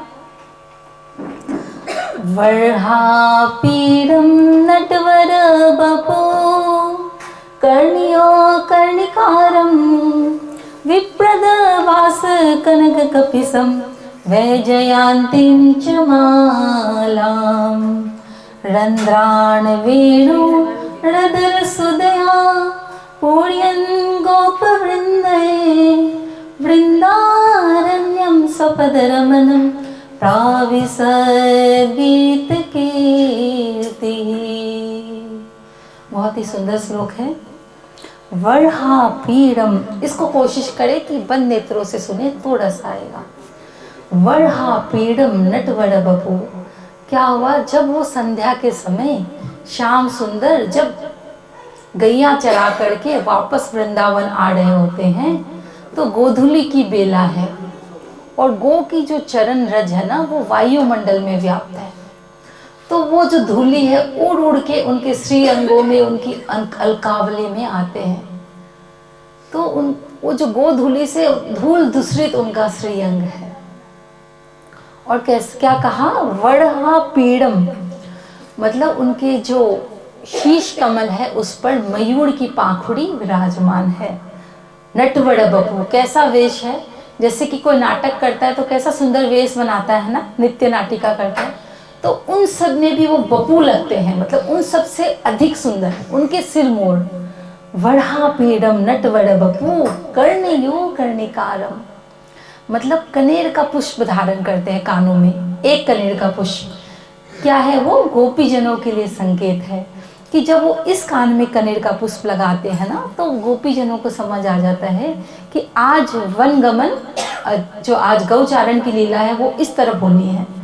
और जब इस तरफ लगाते हैं ना, तब समझ में आता है कि अरे इस तरफ जाएंगे आज श्याम सुंदर गौचारण करने। फिर आगे कहा, विप्रतवास कनक कपिशम वैजयंतीं च मालां, कि कहा कि उन्होंने जो अपने श्री अंग में पीताम्बर धारण किए हुए हैं ना, ऐसे तो पीताम्बर सुंदर है, लेकिन जब वो उसको अपने श्री अंग में धारण करते हैं ना, तो और ज़्यादा वो निखर जाता है। जैसे कि कोई सोना निखर जाता है ना अगर उस अग्नि में तपाया जाए, तो कंचन जैसा, तो ऐसा ही वो पीताम्बर और सुंदर लगता है अगर जब वो श्याम सुंदर के श्री अंग में शोभा लेता है तो। और उनके माला, जो गले हैं उसमें वैजंती माला है। रंध्रान वेणु रदर सुदया पूर्यन गोप वृंदय, क्या कहा? उन्होंने हाथों में बंसी लेके रखी है और उससे वो बांसुरी को क्या कर रहे हैं ना, रस से पूरित कर रहे हैं, उससे अपने अधरा अमृत का पान करा रहे हैं। पूर्यन गोप वृंदय, और सारे जो ग्वाल बाल है सब उन्हें घेरे हुए हैं। एक हाथ से वो बंसी वादन कर रहे हैं और दूसरा हाथ उनके दाऊ जी के कंधे पर है। ऐसे ही मंद मंथर बड़ी ही रंगीली अदा से वो वृंदावन की तरफ चल के आ रहे हैं। तो उनको बहुत अच्छा लगा, बोला कि और सुनाओ, बार बार ये श्लोक सुनते हैं, लेकिन फिर कुछ कहा नहीं, अपनी कुटिया में चले गए। फिर वेद व्यास जी ने पूछा शिष्य को, तो बोले कि हाँ बहुत अच्छा लगा उनको ये श्लोक, लेकिन उन्होंने कुछ नहीं कहा। तो उनको समझ आ गया वेद व्यास जी को। फिर उन्होंने दूसरा श्लोक रटाया और कहा कि अब की बार ये श्लोक कहना। अब क्या कहा दूसरी बार जा करके, अहो बकियम स्तन कालकूटम जिघायसा प्यायतप्य साधवी लेवे गतिम धात्री अच्युता ततोऽन्यं कं वा दयालुं शरणं व्रजम्। क्या कहा कि जो पूतना थी, जो अपने स्तन में विष लगा करके आई थी, किस भावना से आई थी? उसके मृत्यु, उसको मारने की भावना से आई थी। लेकिन उस पूतना को भी उन्होंने यशोदा मैया की गति प्रदान की। कम वा दयालु शरणम व्रजम, कि ऐसे दयालु कौन हो सकते हैं कि जो मतलब जो मारने आई थी उसको भी उन्होंने यशोदा मैया की गति दी। तो ऐसा कौन अभागा जीव होगा, ऐसा कौन जीव होगा जो उनकी शरण में नहीं जाना चाहता होगा। इतने परम कृपालु, इतने वो दयालु है कि कोई मारने भी आया तो उसको भी वो ताड़ दिए। तो बहुत ही वो तो अधम होगा वो जीव, बहुत ही नीचा होगा, कोई बहुत अभागा होगा, तो वही उनके चरणों से नहीं लिपटना चाहेगा, जो वही उनके चरणों से नहीं जुड़ना चाहेगा। तो पहले तो क्या हुआ था, उनके मन में आया कि हाँ, ये तो समझ में आ गया कि सुंदर है बहुत जो परमात्मा है, कृष्ण जो है, लेकिन उससे स्वभाव नहीं पता चला। खाली सुंदर होने से तो नहीं होगा, स्वभाव भी तो पता चलना चाहिए ना इंसान का। तो दूसरे श्लोक में उनके स्वभाव का वर्णन है कि एन केन प्रकार हमारा जो मन है उनके चरणों में लग जाए तो हमारा भी भव का भंजन हो जाएगा। तो दौड़े दौड़े जाते हैं, पूछते हैं कि कहाँ से सीखा ये सब श्लोक। कहा कि हमारे गुरुदेव के पास तो पूरा गोदाम है, 18,000 श्लोक है। बोले कौन है आपके गुरुदेव? कहा वेद व्यास जी। तो अरे ये तो हमारे पिताजी है। तो दौड़ दौड़ के जाते हैं, बोलते हैं ऐसे तो देखो मैं कोई भी लायक नहीं, लेकिन पिता के धन खड़े मंदिर माय बाई मेरा नाच रे।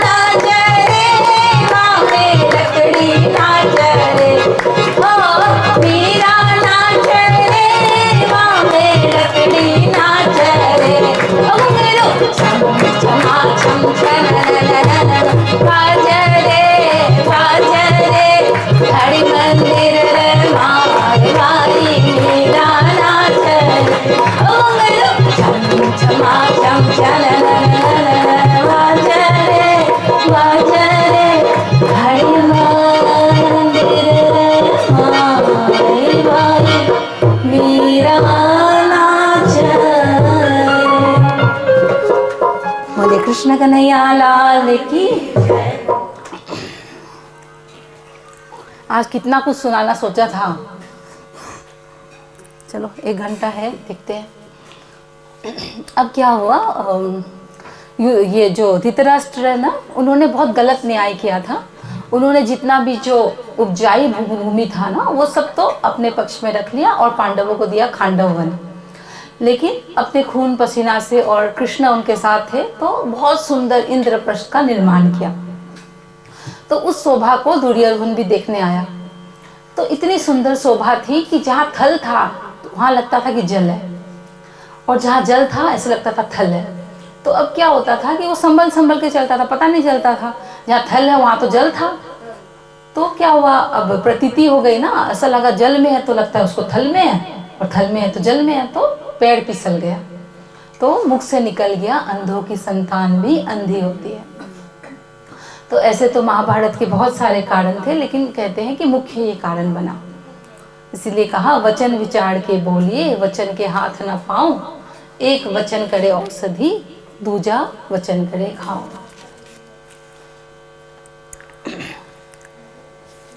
अब इधर क्या हुआ ना, अब किसी का अनिष्ट करना हो, अगर हम चाहते हैं ना कि किसी का अनिष्ट करना हो, किसी का बुरा करना हो, तो क्या करना चाहिए? क्या किया, पांडवों को शकुनी ने जुआ में लगा दिया। अब जुआ में लगा दिया तो जुआ खेलते खेलते सब कुछ हार गया, यहाँ तक कि द्रौपदी को भी हार गए। तो यहाँ पर फिर दुशासन को आज्ञा दिया दुर्योधन ने कि जाओ ला करके मेरे जंघा में बिठा दो। द्रौपदी कौन थी? कहते हैं कि पूर्व जन्म में उन्होंने तपस्या करके ये वर मांगा था कि मेरा पति सबसे ज़्यादा सुंदर हो, मेरा पति सबसे बड़ा धनुर्धर हो, मेरा पति सबसे ज़्यादा बलशाली हो, मेरा पति सबसे बड़ा धर्मात्मा हो। तो ऐसे जितने भी उनको गुण समझ में आए ना, सारे गुण बता दिया।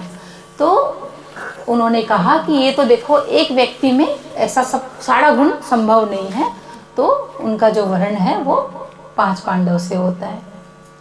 तो इस तरह से मतलब सब में कोई ना कोई विशिष्ट गुण है। जैसे कहते हैं नकुल सबसे ज़्यादा सुंदर था, और अर्जुन के समान यशस्वी कोई नहीं था, उनकी कीर्ति का पताका तो सब जगह फैला था, उनके जैसा धनुर्धर कोई नहीं था, भीम के जैसा बलशाली कोई नहीं था। तो इस तरह से सब कुछ जब हार जाते हैं, तो द्रौपदी जो थी, उनको होता ही है ना, एक पत्नी को क्या होता है ना, अपने पति का होता ही है ना अभिमान, हमें भी तो हो जाता है कि मेरा पति ऐसा, वैसा पति ऐसा, इस टाइप से। पति को थोड़ा पैसा वाला हो या कुछ भी हो, किसी भी पदवी में हो तो होता है ना, तो वैसे ही द्रौपदी, तो उनको भी थोड़ा था ये चीज़। लेकिन अब बड़ी सभा में सबको पुकारती है कि हे अर्जुन, क्या हुआ, अब तुम्हारे गांडीव में क्या कोई तीर नहीं है? हे भीम, क्या हुआ, तुम्हें तो इतना बल था तुम्हारे अंदर, अब क्या हुआ? तो लेकिन कोई भी कुछ नहीं कहता, सब मौन है। इधर की धृतराष्ट्र को कहते हैं तो भी वो भी नहीं, वो तो अंधा था पुत्र मोह में। इधर भीष्म पितामह भी बैठे थे, द्रोणाचार्य, कृपाचार्य, सब बैठे थे, लेकिन किसी ने कुछ नहीं कहा। तो अंत में क्या, हाथ जोड़ कर तुम्हें पुकारो वो कृष्ण मुरार, भरी तो सभा में जाती है लाज हमार। हाथ जोड़ कर तुम्हें पुकारो सुनियो कृष्ण मुरार, भरी तो सभा में जाती है लाज हमार, भरी तो सभा में जाती है लाज हमार। अरे बीच सभा में जबरन हमको लाया है, बीच सभा में जबरन हमको लाया है, तनिक नहीं मन के अंदर शरमाया है, तनिक नहीं मन के अंदर शरमाया है। दुष्ट दुशासन खींच रहा है साड़ी आज हमार, भरी तो सभा में जाती है लाज हमार। हाथ जोड़ कर तुम्हें पुकार सुनियो कृष्ण मुरार, भरी तो सभा में जाती है लाज हमार। बड़े बड़े बलवान यहाँ पर आए हैं, बड़े बड़े बलवान यहाँ पर आए हैं। बीच सभा में बैठे शीश झुकाए हैं, बीच सभा में बैठे शीश झुकाए हैं। कोई न सुनता बात धर्म की, अबला करत पुकार, भरी तो सभा में जाती है लाज हमार। हाथ जोड़ कर तुम्हें पुकार सुनियो कृष्ण मुरार, भरी तो सभा में जाती है लाज हमार।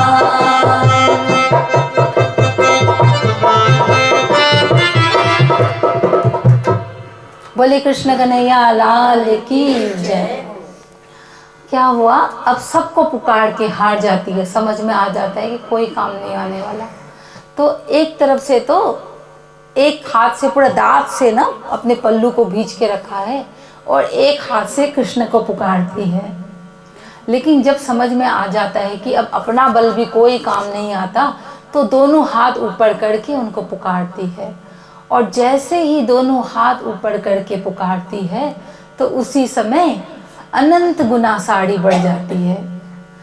और जो दुशासन था वो खींच खींच के साड़ी थक जाता है, वो भी गिर जाता है। फिर किसी कवि ने कहा, नाड़ी विच साड़ी है क्या, साड़ी विच नाड़ी, नाड़ी है कि साड़ी है कि साड़ी है कि नाड़ी है। कि इसका मतलब क्या हुआ, हमें भी जीवन में रहता है कि ये काम आ जाएगा, वो काम आएगा। आज पति का सहारा लेके रखते हैं कि पति भी काम आ जाएगा, बच्चों भी काम आ जाएगा, हमारा धन काम आ जाएगा, हमारे जो समाज के बड़े लोग हैं, प्रतिष्ठित लोग हैं, वो हमारी रक्षा करेगा। लेकिन द्रौपदी के साथ क्या हुआ, सोचो, पांडव जैसे 5 पति थे, कुछ कर पाए उस समय? और धृतराष्ट्र जो थे, जो भीष्म पितामह जैसे जो न्याय प्रिय थे, जिन्होंने कहीं मन से भी पाप नहीं किया था, लेकिन उस समय कुछ नहीं किया। तो इसी तरह से हम भी सोचते हैं कि समाज में जो बड़े प्रतिष्ठित लोग हैं वो कभी काम आ जाएंगे। बाद में क्या हुआ, अपना बल भी काम नहीं आया और दोनों हाथ ऊपर उठा दिया। इसका क्या मतलब, पूर्ण शरणागति जब हो गई, अप बल तप बल बाहुबल और चौथो बल है दाम, सूर किशोर हरि कृपा ते सब बल, लेकिन हाड़े को हरि नाम। क्या होता है, अप बल तप बल और बाहुबल, चौथो बल है दाम। कि हमें लगता है हम बलशाली है, हमारे पास धन है, सब कुछ है, लेकिन सूर किशोर हरि कृपा ते सब बल, हाड़े को हरि नाम। जब द्रौपदी ने देखा कि सब जगह से हार हो गई, तब जा करके पूर्ण समर्पित हुई, दोनों हाथ उठा दिया। तो यही शरणागति का लक्षण है कि हम अपना बल कुछ भी ना माने, कि जो भी किया है, जो भी कराया है, सब आप करने वाले। मेरी मेरी कड़क दुनी जात है, बोझ ब्रह्मांड सिर लेवे, पाँव पल का नहीं भरोसा, तो भी सिर सृजन को ना देवे। हमें लगता है कि अरे हम नहीं रहेंगे, हमारा बच्चे का क्या होगा, हम भजन करने बैठ जाएंगे तो ये क्या होगा, घर ठीक से नहीं चलेगा, ये काम नहीं होगा हमारे बिना। लेकिन क्या कहा कि पाँव पल का नहीं भरोसा, कोई का भरोसा नहीं है। मेरी मेरी कड़क धुनी जात है, मतलब पूरा संसार इसी में लगा हुआ है, मेरी ये मेरा वो मेरा, बोझ ब्रह्मांड से ले, पूरा ब्रह्मांड का बोझ है ना, हाँ इसका भी वो भी ये भी सारा बोझ, मतलब सब कुछ जानना है, सब कुछ समझना है, लेकिन पाँव पल का नहीं भरोसा, कुछ भरोसा नहीं है। तो भी सिर सज्जन को ना देवे, तो भी हम समर्पित नहीं होते, तो भी हम भक्ति नहीं करते। ऐसी ये माया है, ऐसी ये प्रभावशाली है। तो अब जाकर के क्या हुआ, श्री कृष्ण शांति दूत बन करके गए और कहा, दुर्योधन को समझाया, सोचा कि अगर समझाने से काम होता हो तो अच्छी बात है ना। तो समझाने गए और कहा कि देखो पांडवों को उनका राज्य दे दो, अब वनवास की अवधि पूरी हो गई। तो लेकिन कहा कि नहीं, बोले ठीक है एक काम करो, 105 गांव, 5 गांव खाली पांडवों को दे दो और पूरा भारत तुम्हारा। तो उन्होंने कहा दुर्योधन ने कि देखो युद्ध किए के बिना तो मैं सुई के अग्र भाग में जो नोक में जो जितनी स्थान होता है ना उतना भी नहीं दूंगा, अगर चाहिए तो उनकी भुजाओं में ताकत है तो युद्ध करके। तो बोले कि युद्ध का परिणाम तो बहुत बुरा होगा, कितनी की कोख उजड़ जाएगी, कितना का मांग सूनी हो जाएगी ना, मांग का सिंदूर मिट जाएगा, कितने वर्ण संकट होंगे। लेकिन नहीं, वो नहीं मानता। और उन्होंने क्या किया, दुर्योधन ने भगवान कृष्ण के लिए 56 व्यंजन बनाए कि आतिथ्य के लिए, लेकिन उसके पीछे भी स्वार्थ था कि उनके पास जो अक्षौणी सेना है ना वो मेरे पक्ष में हो जाए, इसीलिए। लेकिन उन्होंने वहाँ पर जल भी स्वीकार नहीं किया। और कहाँ आ जाते हैं, कहते हैं कि सबसे पता पूछते हुए जाते हैं कि बताओ मुझे मेरी विदुरानी कहाँ रहती है। इधर क्या हुआ ना, विदुर जी जो थे, विदुरानी, जब द्रौपदी का ये हुआ ना दृश्य, ये घटना हुई, तब से उन्होंने सब त्याग कर दिया। वो सब बोले कि उस दुष्ट का अन्न खाऊंगा तो मेरी भी मति बिगड़ जाएगी, जैसे कि भीष्म पितामह की। वो चाहते तो रुकवा सकते थे वो अनीति होना, लेकिन उन्होंने उस समय वो अन्न खाया था दुर्योधन का, इसीलिए उनके अंदर भी वो सामर्थ्य नहीं थी गलत को गलत कहने की, इसीलिए उसका त्याग कर देते हैं कि अरे ये क्या गलती हो गई, कैसा अनिष्ट हो गया कि हमारे सामने इस तरह से हमारी वर वधू का अपमान किया गया। तो अब बड़ा संयमित से जीवन जीते हैं, सब कुछ त्याग दिया और कुटिया में रहते हैं। और वहाँ पर जो आसपास में कल मूल फल जो है उसी को खा करके बड़ा संयमित सा बड़ा भजन करके अपने भजन के रक्षा के लिए सब कुछ छोड़ दिया कि बुद्धि ना बिगड़ जाए। तो इधर रहते हैं और इधर द्वारिकाधीश पूछ पूछ के आते हैं कि मेरी विदुरानी कहाँ रहती है। और इधर विदुरानी मन में सोचती है कि अरे मेरे यहाँ थोड़ी आएंगे, दुर्योधन ने पता नहीं क्या क्या बनवाया होगा, कैसे कैसे आतिथ्य कराया होगा, किस तरह से सत्कार किया होगा, मुझ गरीब की कुटिया में थोड़ी पधारेंगे। लेकिन तो भी मन में आशा का दीपक जलाए हैं और कहती है, तुम न आए प्रभु जी सुबह हो गई, तुम न आए प्रभु जी सुबह हो गई, मेरी पूजा की थाली धरी रह गई, मेरी पूजा की थाली धरी रह गई, तुम न आए प्रभु जी सुबह हो गई, तुम न आए प्रभु जी सुबह हो गई, भोग रखा रहा फूल मुरझा गए, भोग रखा रहा फूल मुरझा। नहीं चाहिए, हमारा हृदय का जो प्रेम है ना वही माखन है, उसी को वो चुराते हैं और उन्हें कुछ नहीं चाहिए और किसी की उनको भूख नहीं लगती। इतने प्रेम से विवल होके इतने प्यार से वो खा रहे हैं। और सबड़ी जो विदुरानी थी वो भी बेसुध होकर के क्या कर रही है, गिरी को तो नीचे गिरा रही है और छिलका को खवा रही है। और ऊपर से वो भी तारीफ करते जा रहे हैं जैसे कि बहुत ही सुस्वादी कोई पदार्थ खा रहा हो ना, बहुत ही रस भरा, कि काकी आज तो बहुत स्वाद आ रहा है, लगता है जन्मों की क्षुधा जो है, भूख जो है ना, लगता है वो शांत हो रही है, ऐसा स्वाद तो कभी नहीं आया मुझे भोजन में। तो वो भी बड़े प्रेम से खा रहे हैं और वो भी खिला रही है। अब खाने वालों को नहीं पता कि वो क्या खा रहा है और खिलाने वालों को भी नहीं पता क्या खिला रही है, वो क्या खिला रही है। कहते हैं कि जब वो मतलब भेद ही मिट जाता है प्रेमास्पद का और प्रेमी का, और खाली प्रेम हो जाता है, रह जाता है एक बीच में। प्रेमी को नहीं पता कि मैं कौन हूँ और प्रेमास्पद को नहीं पता कि मैं प्रेमास्पद हूँ। वो अब भेद हो जाता है, भक्त और भगवान का जो भेद है, प्रेमी और प्रियतम का, प्रेमास्पद का जो भेद है, जब वो अभेद हो जाता है, खाली एक प्रेम रह जाता है, तो वो भाव है। वो कहते हैं होश वालों को खबर क्या, बेखुदी क्या चीज है, इश्क कीजिए फिर समझिए जिंदगी का चीज है। तो ऐसा प्रेम किया और भाव में विवल होकर वो भी आड़ोग रहे हैं। और सूरदास जी को भी विवश होकर के गाना पड़ गया, कहना पड़ गया क्या, झूठे फल सबसे ऊंची, प्रेम सगाई सबसे ऊंची, प्रेम सगाई सबसे ऊंची, प्रेम सगाई। दुर्योधन के मेवा त्यागो, दुर्योधन के मेवा त्यागो, साग विदुर घर पाई, सबसे ऊंची प्रेम सगाई सबसे ऊंची, प्रेम सगाई।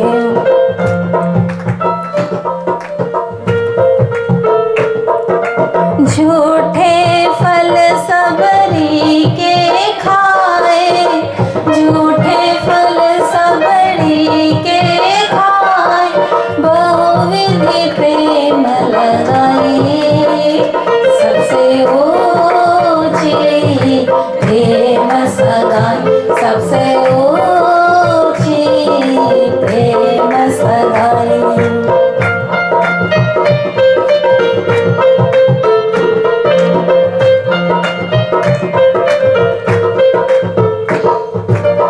प्रेम के बस अर्जुन रथ हाँक्यो, प्रेम के बस अर्जुन रथ हाँक्यो, भूल गए ठकुराई, सबसे ऊंची प्रेम सगाई सबसे ऊंची, प्रेम सगाई।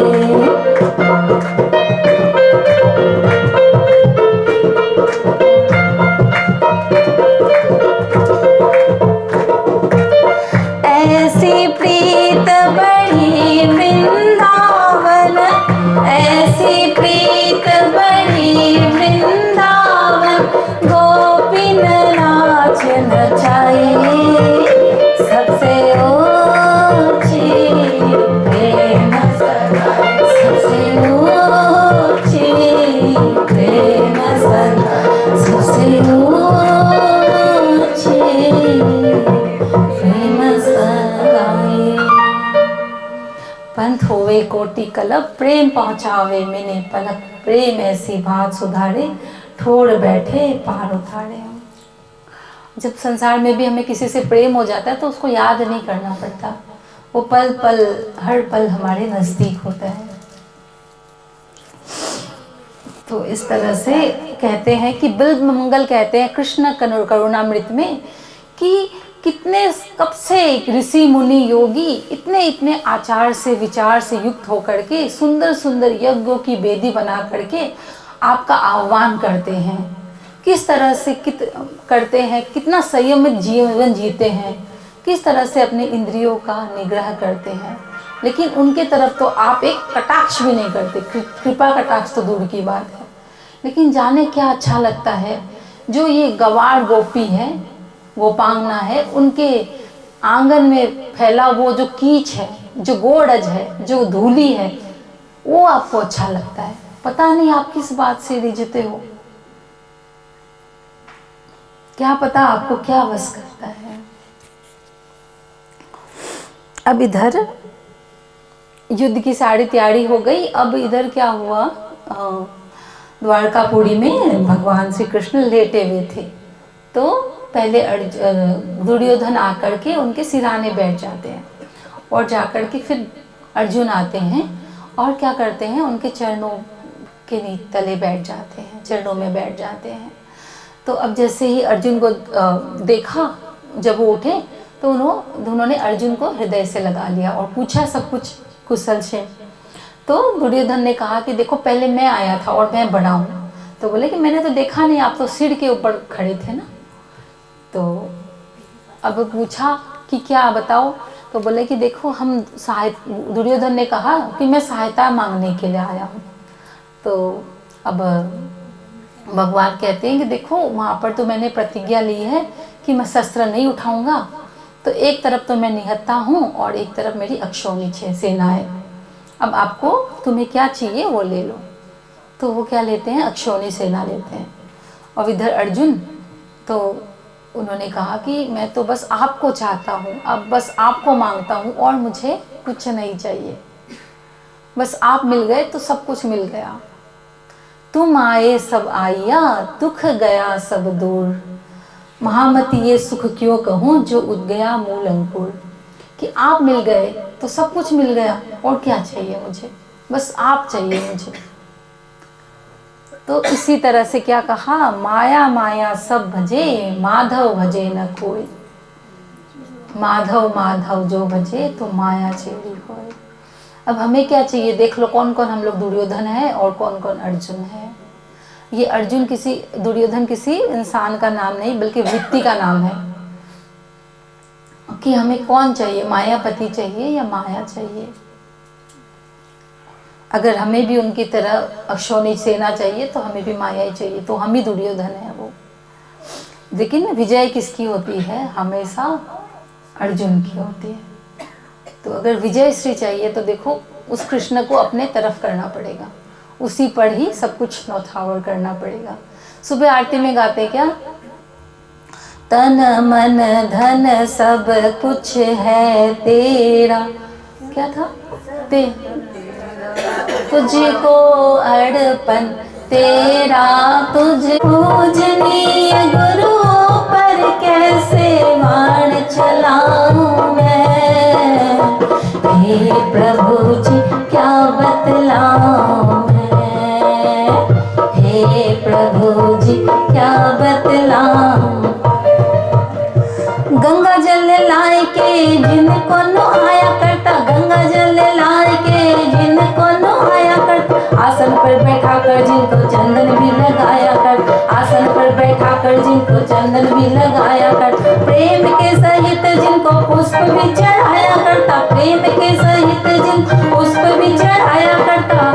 हे प्रभु जी कैसे शस्त्र चलाऊं मैं, हे प्रभु जी कैसे शस्त्र चलाऊं मैं। पूजनीय गुरुओं पर कैसे वाण चलाऊं मैं। हे प्रभु जी क्या बतलाऊं मैं। और ना योत्स्यामि गोविंद कि मैं युद्ध नहीं करूँगा, ऐसे करके वो रथ के पिछले भाग में बैठ जाते हैं। तो उस लीलाधर को अब कुछ अलग ही एक बांसुरी बजानी थी जिसको कहते हैं गीता। गीता मतलब जो रणभूमि में जो युद्ध हुआ तो जो गीत गाया गया उसको कहते हैं गीता। जाने क्या जादू भरा हुआ श्री कृष्ण तुम्हारी गीता में, जाने क्या जादू भरा हुआ श्री कृष्ण तुम्हारी गीता में। मन चमन हमारा हरण, मन चमन हमारा हरा हुआ श्री कृष्ण तुम्हारी गीता से। बोले कृष्ण कन्हैया लाल की जय। अब बहुत जन बहुत कंफ्यूज होते हैं भागवत में और भागवत गीता में। ये क्या है, श्रीमद् भागवत महापुराण है जो वेद व्यास जी ने जिसकी रचना करी, जिसमें भगवान के 24 अवतार का वर्णन है। तो ये क्या है, पुराण है, श्रीमद् भागवत महापुराण। और वो जो है वो गीता है जो भगवान ने अर्जुन को निमित्त मात्र बना करके सारे विश्व को जो ज्ञान दिया वो है गीता। तो ये बहुत विशाल है और गीता जो है वो छोटी होती है, थोड़ा मतलब ज़्यादा बड़ी नहीं होती। तो उसमें 18 अध्याय है, 700 श्लोक है। अब भागवत के अंदर तो ये मतलब इतना ये नहीं हो पाता कि गीता का मतलब स्वाध्याय करें, हम लोग मनन करें, श्रवण करें गीता, लेकिन चलो फिर भी एक श्लोक जो मुझे लगता है कि सबसे ज़्यादा, जो ऐसे तो सब जरूरी है लेकिन फिर भी जो सार जिसमें लगता है, तो गीता का सार एक श्लोक में, सर्वधर्मान परित्यज्य मामेकं शरणं व्रज अहं त्वा सर्वपापेभ्यो मोक्षयिष्यामि मा शुचः। सर्वधर्मान परित्यज्य माम एकम शरणं व्रज। देखो हमने अभी भी सुना था द्रौपदी को जब तक अपने बल का भी अभिमान था, दांतों से उसने साड़ी लगा के रखी थी, तब तक उन्होंने कृपा नहीं करी। वो शरणागत वत्सल है। तो क्या कहा, सर्वधर्मान परित्यज्य माम एकम शरणं व्रज, कि मेरी एक की शरण हो जाओ, जगह जगह भटकने की जरूरत नहीं। क्यों आगे क्या कहा, अहम त्वा सर्व पापेभ्यो मोक्षयिष्यामि मा शुचः। करोड़ों जन्म, कितने पता नहीं कितने जन्म हो गए, और हमारे संचित कर्म मतलब कर्मों का गोदाम लगा हुआ है हमारे, लेकिन अब कि पता नहीं कितने अनंत जन्म हमें और लेना पड़ेगा अगर भगवान श्री कृष्ण की शरण नहीं ली। अनंत अनंत जन्म में और भटकना पड़ेगा, और भटकते भटकते भी भटकना ही पड़ेगा जब तक उनकी शरण नहीं लेंगे। तब तक कल ही समझा था कि जीव का मुक्ति नहीं है, उसे बार बार जन्मना मरना पड़ेगा, और मानव तन ही द्वार है जहाँ से मुक्ति मिल सकती है। यही एक गोल्डन की है, गोल्डन अपॉर्चुनिटी है जहाँ मुक्ति मिल सकती है। अब इसको थोड़ा सा संसार के एग्जाम्पल से समझे कि जैसे कि एक व्यक्ति ने बहुत जघन्य अपराध किया और सुप्रीम कोर्ट ने ऑर्डर दे दिया to be hanged till death, ठीक है, फांसी की सजा हो गई। तो अब क्या कोई छुड़ा सकता है उस सजा को? बताओ, आपको तो पता है, आपको बोलना अलाउ नहीं है। कोई छुड़ा सकता है उसको? बोल दिया आप तो क्या बोलते।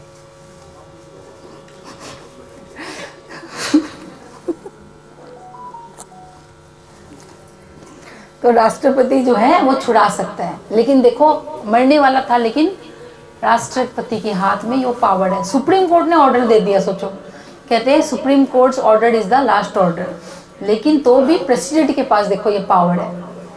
तो इसी तरह से अब कर्म किया है तो फल होता ही है, हर कर्म का फल होता है ना, हर कर्म का भोग होता है। तो बस यही, फिर तो ये चले, every action has its equal and opposite reaction, तो ये तो चलता ही रहेगा फिर, ये तो एक्शन रिएक्शन ना। तो जब इससे छूटना हो तो माम एकम शरणं व्रज। अब हमारे हाथ में है कि हमें जन्म दर जन्म भटकना है, कुत्ता बिल्ली सूअर कौन सी योनि हमें लेनी है अलग अलग, या फिर हमें अपने आत्मा का कल्याण करना है। ये चॉइस हमारी है, हमें समझ में आना चाहिए ये। तो अहम त्वा सर्व पापेभ्यो, सारे पापों से मैं मुक्त कर। इतने हमारे पाप है कि हम किसी को दिखाना भी नहीं चाहते, जिसको अंतःकरण में छुपा के रखे हैं, खुद भी उसको नहीं खोलते उस गठरियों को, कि देखने से डर लगेगा। लेकिन जैसे कि क्या कहा, व्रज प्रसिद्धानां नवनीत चोरम गोपानानां चदकूल चोरम अनेक जन्मार्जित पाप चोरम चोराग्रगण्यम पुरुषम नमामि। पहले क्या कहा, व्रजे प्रसिद्धम नवनीत चोरम, कि व्रज में माखन चोर नाम से प्रसिद्ध है।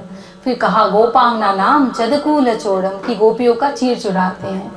लेकिन उसके बाद क्या कहा, अनेक जन्मार्जित पाप चोरम, जैसे कि अनेक जन्मों से हमने जो पाप कर्म अर्जित करे हैं। चोराग्रगण्यम पुरुषम नमामि। चोर किसको कहते हैं? कि हमारा माल चोरी हो जाए, हमारा धन चोरी हो जाए और हमें उस बात की खबर ही नहीं है, वही तो कुशल चोर है ना। तो उनके शरण में जाने से पता ही नहीं चलता है, जो सारे पाप राशि है, जो सारी अग राशि है, वो जल करके भस्म हो जाती है और हमें उसका पता भी नहीं चलता। तो उसी तो छोड़ कहेंगे, तो ये कहते हैं इस ऐसा कुशल छोड़ को हमारा सतत प्रणाम है। तो अनेक जन्म है, उसमें अनेक पाप अर्जित कर्म किए हैं हमने। तो अब हम भी देख ले कि हमें क्या करना है।